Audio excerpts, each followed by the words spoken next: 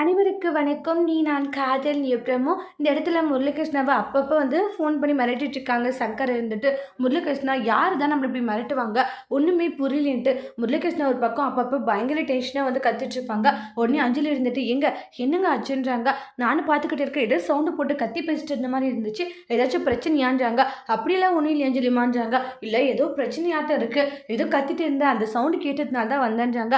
அப்படியெல்லாம் ஒன்றும் இல்லைங்கன்னு சொல்லிட்டு அங்கேருந்து கிளம்பி போயிடுறாங்க. நம்மளுடைய முரளிகிருஷ்ணா இருந்துட்டு அஞ்சலி இருந்துட்டு இல்லையே ஏதோ இவர் சத்தமாக போட்டு கத்தி பேசிட்டு இருந்தாரு.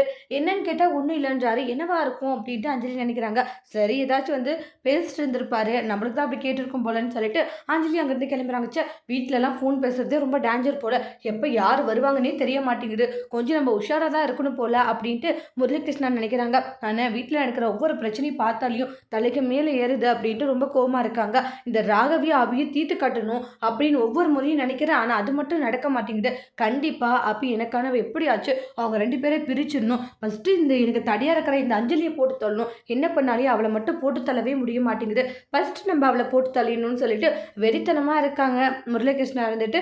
ஆனால் ராகவ் மட்டும் இதுக்கெல்லாம் காரணம் முரளிகிருஷ்ணான்னு தெரிஞ்சால் கண்டிப்பாக உண்டு இல்லைன்னு பண்ண போகிறாங்க. அடுத்து நீ நடக்க போகுதுன்னு வெயிட் பண்ணி பார்க்கலாம். தேங்க்யூ.